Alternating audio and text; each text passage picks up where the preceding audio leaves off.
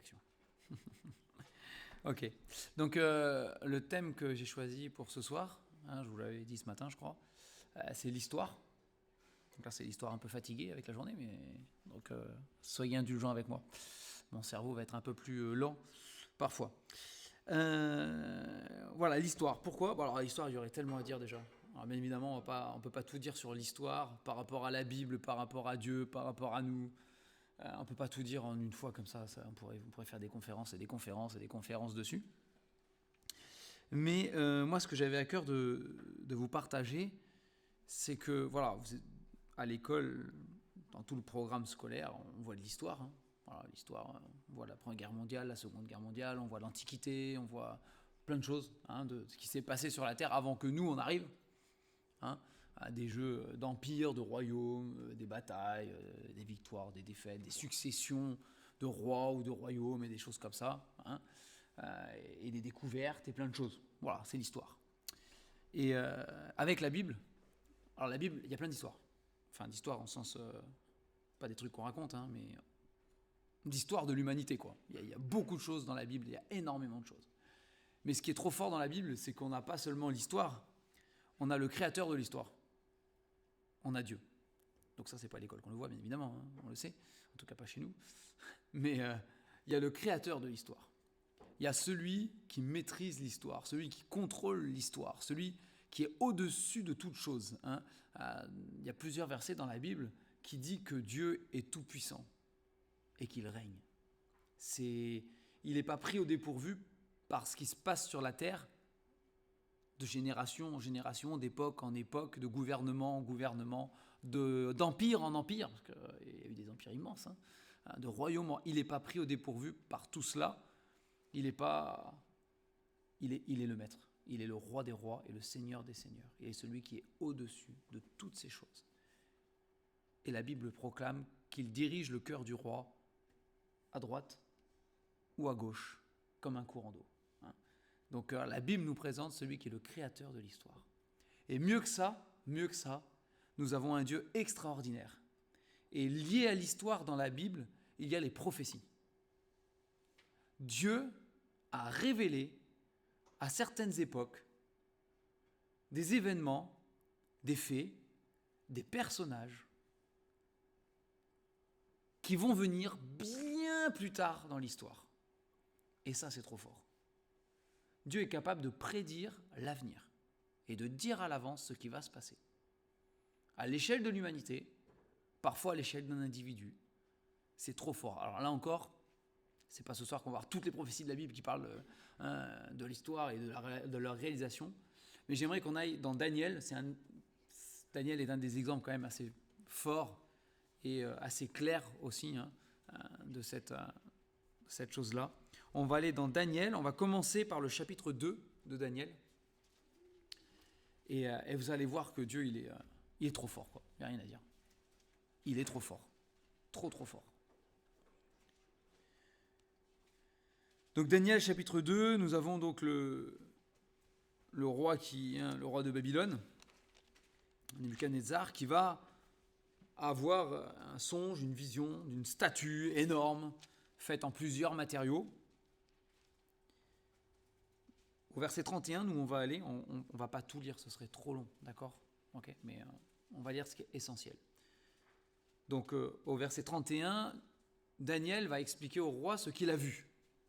Il dit « Ô roi, tu regardais et tu voyais une grande statue. Cette statue était immense et d'une splendeur extraordinaire. Elle était debout devant toi et son aspect était terrible. La tête de cette statue était d'or pur, sa poitrine et ses bras étaient d'argent, son ventre et ses cuisses étaient d'airain, ses jambes de fer, ses pieds en partie de fer et en partie d'argile. Tu regardais lorsqu'une pierre se détacha, sans le secours d'aucune main, frappa les pieds de fer et d'argile de la statue et les mit en pièces. Alors le fer, l'argile, l'airain, l'argent et l'or furent brisés ensemble et devinrent comme la balle qui s'échappe du nerf en été. Le vent les emporta et nulle trace n'en fut retrouvée. Mais la pierre qui avait frappé la statue devint une grande montagne et remplit toute la terre. Donc ça, c'est la vision que le roi a eue. D'accord ? Et il va demander à Daniel l'explication. Et Daniel va lui donner l'explication de ces choses-là. Et il va dire, donc on est sous l'empire babylonien à l'époque, Voilà le songe, verset 36. Nous en donnerons l'explication devant le roi. Ô roi, tu es le roi des rois, car le Dieu des cieux t'a donné l'empire, la puissance, la force et la gloire. Bon, à l'époque, le roi Nebuchadnezzar, c'est le roi de l'empire babylonien, le plus grand empire qui soit de l'époque. Ok. Donc il lui a donné la puissance, non, il n'y a pas de question, la puissance, la gloire, la force, etc. Ok. Il a remis entre ses mains. Mais Daniel ici, c'est Dieu qui te l'a donné. Donc dès le début, Daniel remet les choses dans leur contexte réel. Il y a peut-être dans l'histoire eu des grands empires, avec des empereurs qui ont été considérés comme des dieux parfois. Mais ça, c'est tout bas. C'est le niveau tout en bas, et il y a le niveau au-dessus. Et il le dit. Celui au-dessus qui a donné toutes ces choses, c'est le Dieu des cieux. Ça revient beaucoup dans Daniel, ça, et ailleurs aussi. Le Dieu des cieux, celui qui est au-dessus de toutes choses. C'est lui qui donne cela. Jésus va dire à Pilate, tu n'aurais aucun pouvoir si ça ne t'avait pas été donné d'en haut. Et c'était un sous-fifre, Pilate. C'était pas... Bon, il avait un pouvoir, mais c'était pas l'empereur, c'était un sous-fifre. Mais tous, sans exception, sont bien loin en dessous du Dieu des cieux. Verset 38, il a remis entre tes mains, en quelques lieux qu'ils habitent, les enfants des hommes, les bêtes des champs et les oiseaux du ciel, et il t'a fait dominer sur eux tous. C'est toi qui es la tête d'or. Donc, sur cette statue, la tête en haut, il dit c'est toi. C'est l'empire babylonien. Et au verset 39, Dieu révèle quelque chose. Et il dit, après toi, il s'élèvera un autre royaume, moindre que le tien. Ce sera puissant quand même, mais n'arrivera pas à la hauteur. Okay. Puis un troisième royaume qui sera d'airain et qui dominera sur toute la terre. Alors ça, à l'époque de Daniel, ils ne savaient pas, eux, ce que ça allait être. Parce que c'était encore à venir. Nous, aujourd'hui, parce qu'on sait, avec toutes les fouilles archéologiques, les traces qu'on a retrouvées, et l'histoire qui s'est transmise, on sait ce que c'est. On sait qu'effectivement, l'empire babylonien est tombé aux mains, on peut le dire presque, des Mèdes et des Perses. Et puis que l'empire des Mèdes et des Perses est tombé, et que l'empire grec est survenu. Et c'est les Rins. L'empire grec, c'est le royaume des Rins. Et puis, verset 40, Dieu dit qu'il y aura encore un quatrième royaume, c'est pas fini. L'empire grec va tomber, et il y aura un autre royaume, un quatrième, fort comme du fer, c'est les légions romaines là, de même que le fer brise et rompt tout, il brisera et rompra tout, comme le fer qui met tout en pièces. Okay. Et là, après les Grecs, effectivement, on a l'Empire romain, qui était redouté pour ses légions romaines, tout en fer, entre autres choses, mais qui avançait et qui faisait des conquêtes immenses. Et au verset 41, « Et comme tu as vu les pieds et les orteils en partie d'argile, de potier et en partie de fer, ce royaume sera divisé, mais il y aura en lui quelque chose de la force du fer, parce que tu as vu le fer mêlé avec l'argile. Et comme les doigts des pieds étaient en partie de fer et en partie d'argile, ce royaume sera en partie fort et en partie fragile. Tu as vu le fer mêlé avec l'argile, parce qu'ils se mêleront par des alliances humaines, mais ils ne seront point unis l'un à l'autre, de même que le fer ne s'allie point avec l'argile. » Donc cet empire romain, à un moment donné dans le temps, il va s'affaiblir, bien comme il faut, et il ne subsistera plus, à un moment, que des alliances d'hommes, de gouvernements, qui les unira plus ou moins entre eux, mais pas de manière comme un empire. Pas comme on avait à l'époque de l'empire romain, où tout le monde était soumis à l'empereur, ou à l'empire grec, où tout le monde, pareil, il y avait l'empereur, et il n'y a pas de la même manière. C'est juste des alliances politiques qui vont faire des unions et des alliances, et c'est ce qu'on trouve aujourd'hui, d'accord ? Notamment l'Europe, si on veut le citer, ou d'autres, mais voilà, ce sont des alliances d'hommes politiques qui se... Voilà, on essaye de faire un semblant de truc, mais on n'est pas tout à fait unis sur tout, on va pas se mentir, et on forme certainement pas un empire. Certainement pas. Donc ça, Dieu prédit à l'avance, d'accord, une succession de royaumes. Ok ? C'est ce qu'il dit ici. Et c'est exactement ce que l'histoire va démontrer ensuite. C'est exactement, parce que Dieu ne se trompe pas, encore une fois on l'a dit, Dieu ne se trompe pas. C'est exactement ce qui va arriver. Mais Dieu va plus loin que ça, il va jusqu'au bout, il va jusqu'à la fin. Il ne s'arrête pas en cours de chemin. Et à partir du verset 44, il dit, dans le temps de ces rois, donc sous-entendu de ceux qui mêlent des alliances politiques à la fin, là, un peu affaiblies, ok ? Dans le temps de ces rois, le Dieu des cieux suscitera un royaume qui ne sera jamais détruit, qui ne passera pas sous la domination d'un autre peuple. Il brisera et détruira tous ces royaumes-là, et lui-même subsistera éternellement. C'est ce qu'indique la pierre que tu as vue se détacher de la montagne sans le secours d'aucune main, et qui a brisé le fer, l'airain, l'argile, l'argent et l'or. Le grand Dieu a fait connaître au roi ce qui doit arriver après cela. Le songe est véritable et son explication est certaine. Et ici, Dieu dit qu'un jour, dans l'histoire de l'humanité, dans notre histoire, il y aura une intervention divine, parce que la pierre qui est détachée sans le secours d'aucune main, ce n'est pas une main d'homme qui fait ces choses, mais c'est Dieu qui le fait. Et donc il y aura un jour, on n'a pas encore vécu ça, un jour à venir, qu'on ne peut pas déterminer à l'avance, c'est Dieu qui sait le jour et l'heure. Mais un jour, Dieu va intervenir dans la succession de royaumes de ce monde et d'empires, dans notre humanité, pour briser tous les royaumes qui existent et qui ont existé jusqu'à présent, le peu de traces qui en resteront. Il va tout briser. Et à la place, il va établir son royaume à lui. Et ce royaume-là, il nous dit ici dans la parole, c'est un royaume qui n'aura pas de fin, celui-là.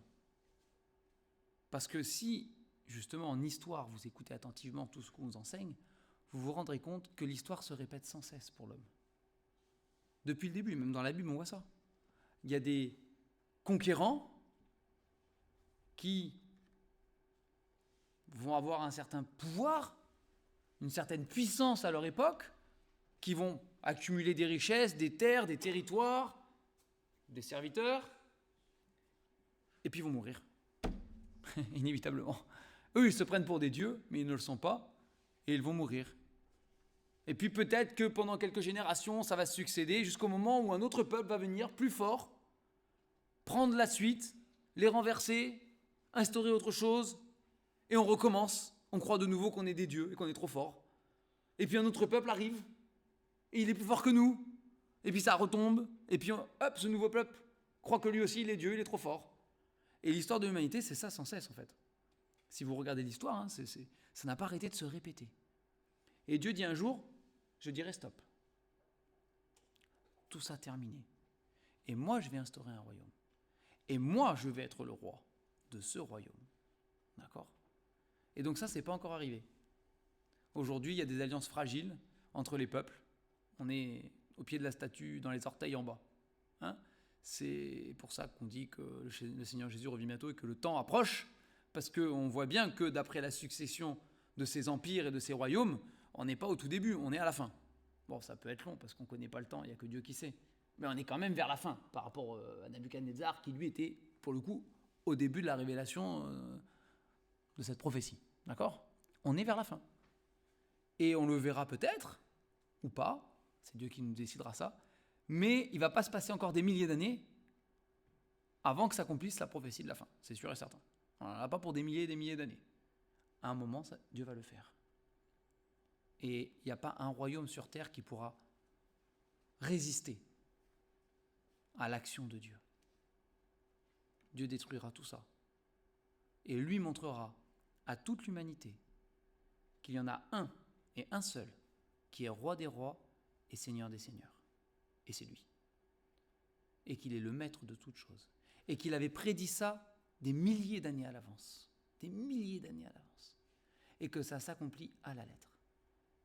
Et déjà pour Daniel, il avait prophétisé des choses, ces choses-là. Et après, Daniel a d'autres visions. Il se passe d'autres choses. Et il y a des précisions. Parce que là, moi, je vous ai dit, ah bah ça c'est l'empire des Mèdes et des Perses, ah bah ça c'est l'empire grec, ça c'est l'empire romain. C'est facile, nous on a le recul, on le sait, hein, forcément. Mais Dieu donne des précisions. Et on va aller en Daniel chapitre 7, par exemple. Donc il y a eu plusieurs visions différentes dans Daniel qui parlent de la même prophétie, de la même chose, mais avec des détails. Alors ce soir, on ne peut pas encore traiter tous les détails, je suis désolé. Il y aurait des choses, voilà, il y aurait beaucoup trop à dire. C'est fascinant et c'est extraordinaire. Et il y a plein d'autres prophéties qui parlent de ces choses-là. Mais là, on va aller au chapitre 7, à partir du verset 1, pardon. La première année de Belshazzar, roi de Babylone, Daniel eut un songe et des visions se présentèrent à son esprit pendant qu'il était sur sa couche. Ensuite, il écrivit le songe et raconta les principales choses. Il n'a pas pu tout écrire, mais les principales, il nous les a dit. Okay. Daniel commença et dit, « Je regardais pendant ma vision nocturne, et voici, les 4 vents des cieux firent irruption sur la grande mer, et 4 grands animaux sortirent de la mer, différents les uns des autres. » Verset 4, premier animal. Le premier était semblable à un lion. Il avait des ailes d'aigle. Je regardais jusqu'au moment où les ailes furent arrachées. Il fut enlevé de terre et mis debout sur ses pieds comme un homme, et un cœur d'homme lui fut donné. Je ne vais pas vous donner toute l'explication de tous les détails, on n'a pas le temps. D'accord ? Mais ici, il s'agit du premier empire, l'empire babylonien. Et le lion avec les ailes, ça leur parlait comme symbole aux Babyloniens. Ils connaissaient. Au verset 5, « Et voici, un deuxième animal était semblable à un ours, et se tenait sur un côté. Il avait 3 côtes dans la gueule entre les dents, et on lui disait, « Lève-toi, mange beaucoup de chair. » Okay. Donc c'est probablement celui qui a mis en pièces les ailes de l'aigle avant, puisque si dans la succession des empires qu'on connaît, du coup, si vous avez bien suivi, après l'empire babylonien, c'est l'empire des Mèdes et des Perses. Okay. Après cela, je regardais, et là ça devient vraiment intéressant, je regardais, et voici, un autre était semblable à un léopard, et avait sur le dos 4 ailes, comme un oiseau. Cet animal avait 4 têtes, et la domination lui fut donnée. Alors le léopard, il est connu, pourquoi ? Ah ouais, il est vif, hein. C'est pas un petit animal, c'est pas un animal. Alors c'est quand même pas c'est pas le guépard non plus, mais le léopard est un animal rapide. Hein. Et ici, c'est l'empire grec. L'empire grec est dans l'histoire, hein, ça, c'est ce que l'histoire nous raconte, c'est ce qui s'est passé. L'empire grec est un empire.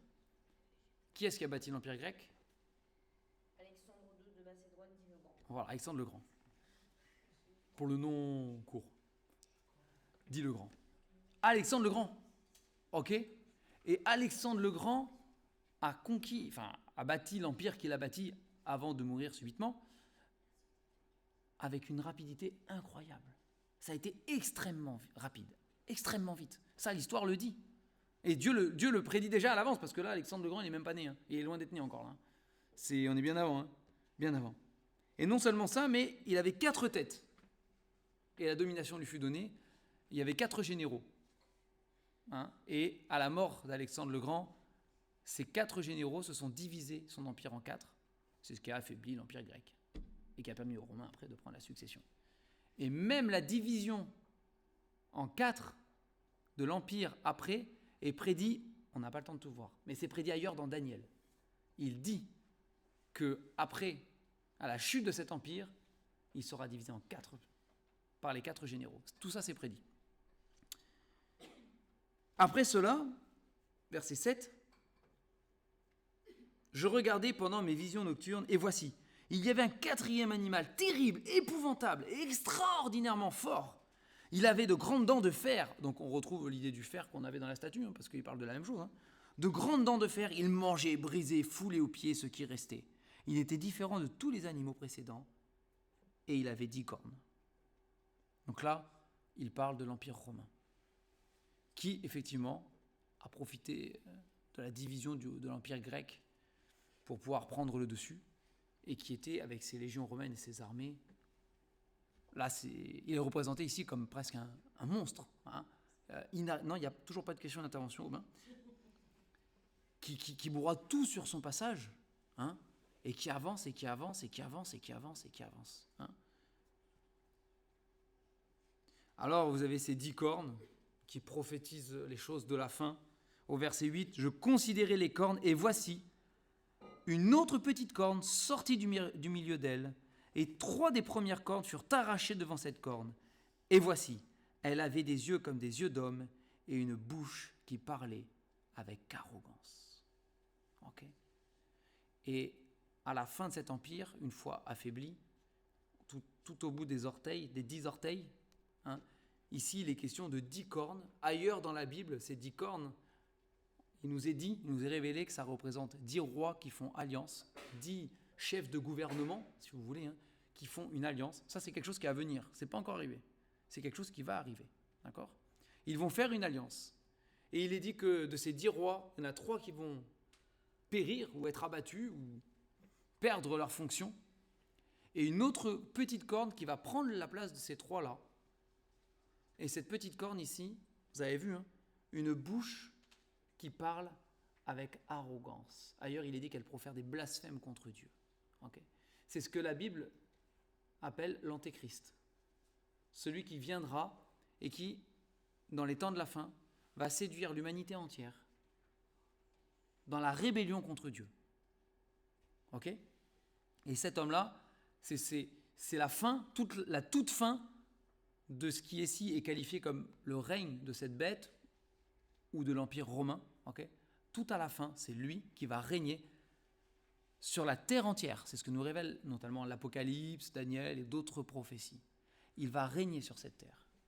Il va séduire l'humanité qui va le suivre. Hein ? Il aura beaucoup de charisme. Il aura tout le pouvoir de séduction de Satan, que Satan va lui donner. Hein ?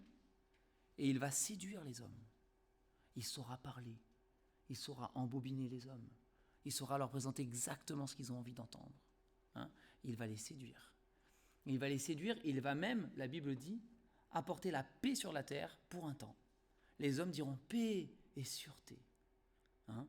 Sans aucun doute, il fera cesser le conflit israélo-palestinien où personne n'a trouvé de solution. Et il arrivera à trouver des solutions, humainement parlant, pour séduire la planète. Ok ? Mais la Bible nous dit, et Dieu nous révèle, notamment dans l'Apocalypse, que le règne de cet homme sera un règne de malheur. Parce que pendant son règne, les fléaux de Dieu vont tomber comme un jugement sur l'humanité qui le rejette. Et à la fin, verset 9, je regardais, pendant que l'on plaçait des trônes, et l'ancien des jours s'assit. Son vêtement était blanc comme la neige, et les cheveux de sa tête étaient comme de la laine pure. Son trône était comme des flammes de feu, et les roues comme un feu ardent. Un fleuve de feu coulait et sortait de devant lui. 1000 milliers le servaient, et 10 000 millions se tenaient en sa présence. Les juges s'assirent, et les livres furent ouverts. Je regardais alors, à cause des paroles arrogantes que prononçait la corne, et tandis que je regardais, l'animal fut tué, son corps fut détruit, livré au feu, pour être brûlé. Les autres animaux furent dépouillés de leur puissance, mais une prolongation de vie leur fut accordée pour un certain temps. Je regardais, on continue, je regardais pendant mes visions nocturnes, et voici, sur les nuées des cieux arriva quelqu'un de semblable à un fils de l'homme. Il s'avança vers l'ancien des jours, et on le fit approcher de lui. On lui donna la domination, la gloire et le règne, et tous les peuples, les nations et les hommes de toute langue le servirent. Sa domination est une domination éternelle qui ne passera pas, et son règne ne sera jamais détruit. On ne va pas aller plus loin dans Daniel. Je vous encourage à lire la fin du chapitre. Vous verrez, il y a plein de choses intéressantes. Mais ici, Dieu dit qu'il y a un moment où Dieu va dire « Stop !» C'est fini. L'Antéchrist a assez régné. On pense que c'est une période de 7 ans. Donc c'est pas très long. À l'échelle de beaucoup d'empires qui ont duré bien plus longtemps. Mais déjà 7 ans d'Antéchrist, déjà c'est beaucoup trop. Tu vas dire stop. Ça suffit plus que largement. C'est fini. Et ici, l'animal, il est dépouillé. Il est tué. Il est vaincu. Christ est celui qui vaincra à la fin. Il a déjà vaincu sur la croix, mais à la fin, il le montrera sur toute la planète. Il viendra en vainqueur. Il est venu une première fois sur la terre, et la Bible nous dit, on ne l'a pas reconnu. Et Isaïe dit, qui a cru ? Qui a cru que c'était le Messie ? Qui a cru parmi sa génération ? Personne, pas grand monde. On l'a rejeté. Bah oui, il n'est pas venu sur un cheval blanc, avec une couronne, une épée. Tadam, c'est moi le Messie, les gars. À genoux. Pas du tout. Il est venu, il est né dans une étable. C'est ce que dit la Bible. Il est né dans une étable. Le Dieu des cieux est né dans une étable, dans une mangeoire d'animaux. C'est ridicule. C'est humiliant. C'est méprisant. D'accord ? Mais c'est ça qu'il a fait.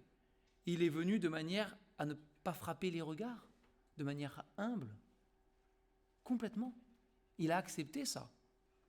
Et il a vécu sur la terre comme un homme presque normal. On ne peut pas dire normal, parce que c'était quand même Dieu qui était là. Et puis les choses qu'il a faites, personne ne peut les faire. Et les paroles qu'il a prononcées, personne ne peut les prononcer. Mais la Bible nous dit que Jésus-Christ, quand il était sur terre, il n'avait ni beauté, ni éclat pour attirer nos regards. Je ne sais pas comment vous imaginez Jésus quand il était sur terre, mais la Bible nous dit ni beauté, ni éclat pour attirer nos regards. C'est-à-dire que parmi les autres jeunes hommes de sa génération, physiquement, s'il marchait là, on n'aurait jamais deviné que c'était Jésus, le Messie. Il n'était même pas plus beau qu'un autre. Il était banal. Physiquement, il était banal, normal. Il n'avait pas un charisme spécial physique. Il n'avait pas de la lumière qui brillait quand il marchait. Il n'avait pas les traits plus fins et plus beaux que les autres. L'Oréal. Non, le gars était vraiment banal. Bon, par contre, on est d'accord qu'à partir du moment où il ouvrait la bouche, là, on disait, il y a un truc. Là, il était plus banal. Et d'ailleurs, même ses ennemis ont dit, jamais homme n'a parlé comme cet homme. Alors là, on était venu l'arrêter ou l'embêter, mais quand on l'a entendu parler, on est resté... Si là, c'est pas possible. Hein. Donc oui, quand il ouvrait la bouche, on voyait qu'il y avait un truc. Hein. Mais sinon, il est venu assez discrètement. Et quand vous lisez les évangiles, et que vous regardez tous les miracles que le Seigneur Jésus a fait, regardez le nombre de fois où le Seigneur Jésus, après avoir fait un miracle, a dit, ne le répète pas. Ne le dis pas. Hein. Fais ce que tu dois faire, mais ne va pas dire à tout le monde. Hein. Discrétion. Hein. Ça, c'était la première venue du Seigneur. Dans l'humilité. Et dans une humilité et une obéissance qui l'ont conduit à la croix. Au lieu de venir sur un cheval blanc, il a accepté l'humiliation et la honte de la croix. Vous savez, la croix était un mode d'exécution qui était honteux. C'était la honte. On était mis nus sur la croix. C'est ça, c'est la réalité. Hein. Il était nu. Ils ont déchiré sa tunique. Enfin, ils l'ont pas déchiré parce qu'ils ne voulaient pas déchirer. Ils l'ont tiré au sort. Hein. Ils se sont partagés les vêtements. Mais il était nu, en fait. Exposé aux yeux de tous sur une croix. Et crucifié avec des meurtriers, des assassins, des violeurs, des gens abominables. Lui qui était parfait, innocent et saint. C'est là qu'il était. Sur la croix du milieu. Mais c'est là qu'il était. On est d'accord. Il était là. Et ça, il l'a accepté pour nous. Parce qu'il nous aimait. C'est ce que dit la parole de Dieu. Et on ne peut pas passer à côté. Hein, même si on parle d'histoire, ça c'est de l'histoire. C'est la plus grande histoire qui ait jamais existé sur la terre. C'est que Dieu lui-même nous a aimés et est venu de manière discrète, humble. Parce qu'il nous aimait pour nous sauver et donner sa vie pour nous. Ça, c'est extraordinaire. Et parmi ceux de sa génération, qui a cru qu'il était frappé pour les péchés de mon peuple, humilié pour nous sauver? Qui a cru? Si peu, si peu. Mais là, dans Daniel, et dans d'autres livres, là, dans Daniel, il est dit qu'un jour, ce ne sera pas la même. Hein. Un jour, Jésus va revenir sur la terre. Ses pieds vont se reposer de nouveau sur la terre, au même endroit que de là où il est parti. C'est ce que dit la Bible, Mont des Oliviers. Hein, c'est ce qu'ils ont dit aux disciples. Là, restez pas là, le nez planté en l'air, les gars. Il va revenir pareil, en attendant au boulot. Hein. Mais il va revenir. Et un jour, il va poser ses pieds. Et là, ce ne sera pas la même. Hein. Là, c'est plus l'homme qui n'a ni beauté ni éclat pour attirer le regard. Hein. Là, il y a la lumière qui brille vraiment quand il arrive. Quoi. Il arrive en gloire, dit la Bible. En gloire. Là, tout le monde le verra. Tout œil le verra. C'est écrit. Hein. Tout œil. Même ceux qui ne seront pas à Jérusalem à ce moment-là, sur le mont des Oliviers, tout le monde le verra. Tout le monde saura que Jésus-Christ, le Sauveur, c'est le roi des rois, hein. C'est le Tout-Puissant. Hein. Et que tous ceux qu'on a suivis jusqu'à présent dans l'humanité, là, excusez-moi, mais c'est des guignols. Hein. Comparé à Jésus, c'est des guignols. Même avec tous les pouvoirs qu'ils avaient, les armées qu'ils commandaient, les puissances qu'ils avaient, tous les serviteurs qui les servaient et qui les adoraient comme s'ils étaient des dieux, même avec le pouvoir de vie et de mort qu'ils avaient sur chacun qui habitait dans leur empire, c'est des guignols, c'est des rigolos, comparés à Jésus-Christ. Et ces gens-là qui ont fait trembler le monde de leur époque, dans ces empires qui se sont succédés, c'est eux qui trembleront ce jour-là. Ils trembleront. La Bible dit que tout genou fléchira.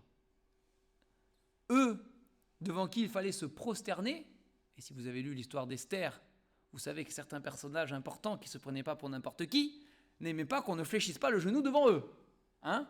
C'est quand Mardochée a refusé de fléchir le genou devant Aman, il changé de couleur tellement il n'était pas content, le gars. Hein? C'est combien, combien il y en avait de cela? Combien il y en a eu? Combien il y en a encore? Où il faut se prosterner devant eux. Et ils n'acceptent pas autrement. Ben ce jour-là, devant le Seigneur des Seigneurs, ils ne pourront rien faire d'autre. Ils auront les genoux flageolants, comme dit la Bible. Hein? Vous savez, comme quand on est absolument terrorisé par un truc et on a les genoux qui cèdent. Hein? Leurs genoux céderont et tomberont par terre. Ils n'auront pas le choix. Parce que c'est le Dieu des dieux. C'est le grand Dieu et c'est le Dieu tout-puissant. Et Dieu dit à l'avance, ça c'est extraordinaire, parce qu'en histoire on étudie le passé en général, mais avec Dieu on étudie l'avenir. Il n'y a personne qui peut faire ça. Et d'ailleurs Dieu dans la Bible le dit, dans les prophètes. Il dit, qui d'entre vous est assez sage, intelligent, pour prédire les choses à l'avance et les réaliser? Qu'ils le disent. Allez-y. Moi je vous mets au défi. Dieu le dit, je vous mets au défi de le faire. Personne. Dieu, on étudie l'histoire carrément jusqu'à la fin. Et il dit à la fin, on la connaît. Moi, je trouve ça fascinant. On connaît déjà la fin de notre histoire. C'est fou quand même, de l'histoire de l'humanité. C'est pas juste... Il n'y a pas de suspense. Bon, ça, d'accord, on aime bien le suspense des fois. Mais il n'y a pas de suspense. On sait ce qui va se passer. On sait comment ça va terminer. Chacun à notre niveau, aujourd'hui, on galère. Si on aime le Seigneur et qu'on veut marcher pour le Seigneur, chacun à notre niveau, on galère. Parce qu'on aimerait ne pas pécher et parce qu'on pêche quand même. Ça commence à être pénible à la fin. Vous n'êtes qu'au début, ça n'a pas fini. Mais c'est bien relou, c'est usant et c'est fatigant parce que les autres autour de nous pêchent et qu'on en subit aussi les conséquences et que bon, c'est bien sympa, mais on en a un peu marre aussi. On galère. Et puis parce qu'on a un ennemi aussi. Lui aussi, il est relou. Hein? Et lui aussi, il sait comment nous embêter comme il faut. Toute notre vie. C'est vrai, hein? On galère dans ces choses. Mais on sait qu'à la fin, tout ça, ce sera vaincu pour l'éternité, par Jésus-Christ. Et qu'un jour, on n'aura plus ces problèmes de « Ah, j'aimerais faire mieux, mais j'y arrive pas. Ah, j'ai encore raté. Purée. J'ai encore dit un truc qu'il fallait pas dire. Pourtant, je voulais vraiment, aujourd'hui, je me suis levé, j'ai prié le Seigneur. Seigneur, conduis ma journée, aide-moi à m'améliorer, à obéir, à faire ce qui est juste. » Ça, c'était il y a 5 minutes. Et déjà, il y a mon frère ou ma soeur qui a débarqué, déjà, c'était fini. Ouais, c'est fini. Allez, en 5 minutes, j'ai dit des trucs qu'il fallait pas dire, j'ai fait des trucs qu'il fallait pas faire, j'ai pensé des trucs qui n'étaient pas bien. Allez, c'est déjà 5 minutes. Seigneur, j'en peux plus. Et ce sera terminé. Il n'y aura plus de lutte avec le péché. Délivré pour toujours de ces choses-là. Fini. Plus de Satan qui vient nous tenter, là, avec des trucs toujours un truc. Terminé. Parce que lui, il sera terminé aussi. Hein. C'est ce que dit la Bible. C'est comme, c'est étang de feu pour toujours. Terminé. Christ a la victoire. Hein. Christ a la victoire. Et ça, c'est beau dans la Bible. Parce qu'on voit la fin déjà. On voit la fin.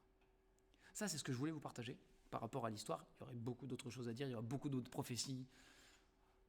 Voilà, je ne vais pas dire, parce qu'il y en a que j'aime beaucoup aussi. Je veux pas, voilà. Un jour, on aura peut-être l'occasion, si vous voulez, après d'en reparler, ou d'autres moments, il y a des trucs tout simplement hallucinants. Mais il y a une chose que je voulais rajouter et partager avec vous. C'est bien d'étudier l'histoire, moi je trouve. C'est bien d'étudier l'histoire. C'est bien de savoir ce qui s'est passé avant nous. Ça évite de faire les mêmes erreurs que ceux qui nous ont précédés. Ça, c'est la Bible aussi qui le dit. Ces choses ont été écrites d'avance pour nous servir d'instruction à nous, etc. Il y a des choses à tirer, ok. Mais il y a l'histoire de l'humanité, c'est une chose. Il y a l'histoire que Dieu révèle dans la Bible, c'est autre chose, et ça se rejoint et ça se recoupe. Mais au-dessus de tout ça, il y a votre propre histoire. Il y a ma propre histoire.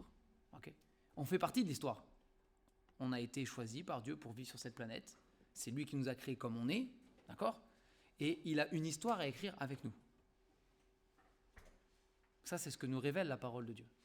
Dieu veut écrire une histoire unique, absolument unique, parce qu'on est tous uniques pour le Seigneur. Hein. Et c'est beau, c'est merveilleux de penser ça. Hein. Ça rejoint un peu la philo avec le sens de la vie. Hein. Mais Dieu, il veut, avec chacun d'entre vous, écrire une histoire unique. C'est ce que nous dit la Bible. Il veut le faire, c'est sa volonté. C'est ce qu'il dit. Il dit, Kimia, je veux écrire une histoire spéciale pour toi. Joshua, c'est pareil. Je veux écrire une histoire spéciale pour toi. Unique, que personne d'autre sur toute la planète ne vivra ou n'a jamais vécu. C'est beau, hein ? C'est la vérité, hein ? C'est la vérité, hein ? C'est ce que Dieu veut faire avec chacun d'entre nous. Chacun d'entre nous. Il dit pour ça, par contre, j'ai besoin de toi. Ça, c'est ce que dit la parole aussi. J'ai besoin de toi. Il faut que tu me dises, ok Seigneur, on fonce, on y va. C'est à toi de me le dire. C'est à toi de me dire, ok Seigneur, je veux écrire l'histoire avec toi. Ok, je veux rentrer dans l'histoire que toi t'as prévue pour moi. J'ai plein d'idées de ce que moi je pourrais faire sans toi. J'ai plein d'histoires à écrire sans toi. J'aurais plein d'idées, il n'y a pas de problème. Mais je veux écrire l'histoire de ma vie avec toi. Et c'est ce qui change tout. C'est vraiment ce qui change tout. Parce que sinon, vous allez pouvoir écrire une histoire qui est la vôtre, sans Dieu. C'est faisable, il y en a plein qui le font. Hein. On ne peut pas dire que c'est pas faisable, c'est faisable, il y en a qui le font. Mais cette histoire unique que Dieu a prévue pour vous, vous ne la vivrez pas du coup. Vous vivrez l'histoire de l'homme. Et l'histoire de l'homme, la Bible nous révèle qu'elle n'est pas belle. Elle n'est pas belle. L'histoire de l'homme n'est pas belle. Et je suis sûr que même déjà à l'âge que vous avez, même pour les plus jeunes, vous avez déjà entendu tellement de choses et vu tellement de choses malheureusement et vécu déjà tellement de choses à cause du péché des hommes que vous savez déjà que c'est pas beau. L'histoire de l'homme, elle est moche. Elle n'est pas belle. Et ça, c'est la vérité. Elle n'est pas belle. Et ce qu'on vous présente à la télé, et les stars, et les machins, et les ceci et cela, ça, c'est de la déco. C'est pas la vérité. C'est faux. C'est de l'illusion. C'est Satan qui veut vous tromper et vous séduire, là aussi. C'est faux. Ils sont pas heureux. Ils n'ont pas le bonheur. C'est pas vrai. C'est pas vrai. Et la Bible proclame. Maudit soit l'homme qui se confie dans l'homme. Maudit soit l'homme qui veut écrire sa vie seul. Mais béni soit l'homme qui marche selon l'Éternel, qui se confie en l'Éternel, qui veut écrire sa vie avec le Seigneur. Et ce soir, c'est ça que je veux surtout vous passer. J'aimerais vraiment que ce soir, vous puissiez réfléchir à ça. Chacun d'entre vous, chacun pour vous-même. Et le dire au Seigneur. C'est entre vous et Dieu. C'est juste entre vous et Dieu. C'est pas devant les autres, c'est pas en public. On peut témoigner de choses en public. C'est ce que Nathéo va faire dimanche. Il y a des fois où on témoigne en public de certaines choses. Mais il y a des choses qu'on vit d'abord avec le Seigneur. Nous seuls. Et ça, c'est à vous de prendre cette décision. Elle vous revient. Elle est entre vos mains. Moi, je ne peux pas la prendre pour vous. Et Dieu ne la prendra pas pour vous non plus. Lui vous révèle sa volonté. Il le veut. Et c'est à vous de répondre. Et pensez-y. Et n'ayez pas honte de lui dire, Seigneur, voilà. Moi, j'ai envie de ça. Je veux que mon histoire soit écrite avec toi, Seigneur. Fais-le, s'il te plaît. Il le fera. Et vous vivrez une histoire que vous avez ni même pensé ni imaginé. Parce que la Bible nous dit que Dieu fait au-delà de ce qu'on peut penser ou imaginer. C'est quelque chose d'unique et de merveilleux. Parce que c'est un Dieu qui est lent à la colère, riche en bonté, plein de compassion, plein de pardon, plein de grâce, plein de miséricorde. C'est un Dieu d'amour. C'est un Dieu d'amour. Et, on ne va pas se mentir que ça joue aussi, c'est un Dieu vainqueur. À la fin, il vaut mieux être dans son camp, c'est lui qui gagne. Aussi, ça compte quand même. On ne va pas se mentir, ça compte. Je préfère être du côté de celui qui va gagner que de celui qui va perdre. Dans les jeux, je m'en fous. Mais là, c'est ma vie qui est en jeu. C'est pas un jeu. C'est ma vie. C'est mon éternité. Là, je préfère être du côté de celui qui va gagner. Perso. Après, vous choisissez ce que vous voulez. Présenter comme ça, forcément. Mais c'est la vérité. C'est ce que dit la Bible. Okay. Donc, on va terminer là. Je vais prier. Mais vraiment, je vous encourage à réfléchir à ces choses-là. Et encore une fois, je l'ai dit la dernière fois, je le redis, si c'est des choses qui vous préoccupent, vous pouvez en parler. C'est au Seigneur, bien sûr, c'est une chose. Mais si vous avez besoin de quelqu'un pour en parler, moi je suis disponible. Et d'autres ici, des moniteurs, monitrices, sont disponibles pour en parler avec vous. Eux-mêmes, ça leur parle aussi. Moi-même, ça me parle aussi. On est tous les mêmes. On a tous besoin de demander au Seigneur d'écrire notre histoire. C'est quelque chose d'important. C'est la plus grande chose. Je vais prier.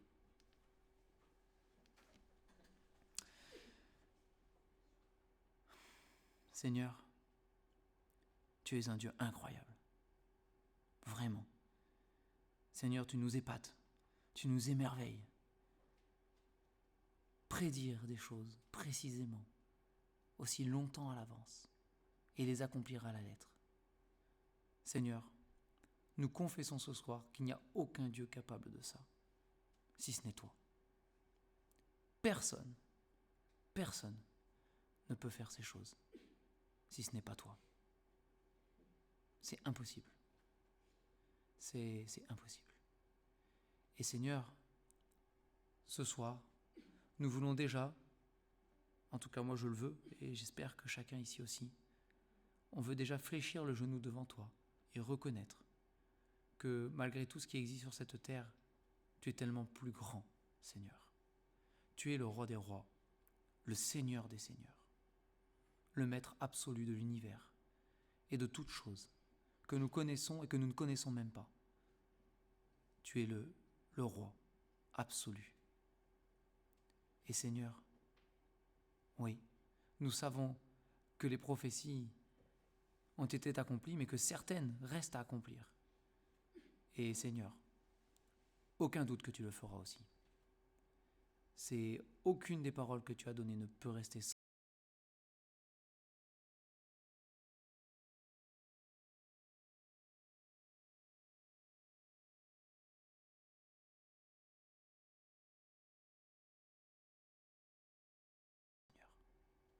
Et que cet ennemi et ce péché qui nous tourmente, qui nous a servi, qui est terrible, Seigneur, et qui nous fait souffrir aussi, eh bien, il est vaincu. Merci. Seigneur, je te prie pour chacun d'entre nous ce soir, et pour que chacun d'entre nous puissions, Seigneur, écrire notre histoire sur cette terre avec toi. Que tu en fasses partie intégrante et que tu la diriges, que tu la conduises. Seigneur, c'est vrai qu'on ne sait pas le chemin où tu nous diriges. Nous n'en avons aucune idée. Mais nous voulons te faire confiance, que l'histoire que tu as prévue pour chacun d'entre nous, eh bien c'est la meilleure, Seigneur. Ce soir encore, Seigneur, nous voulons t'adorer pour le grand Dieu que tu es et pour ton amour et pour ta révélation, pour ta parole. Sois béni au nom du Seigneur Jésus. Amen.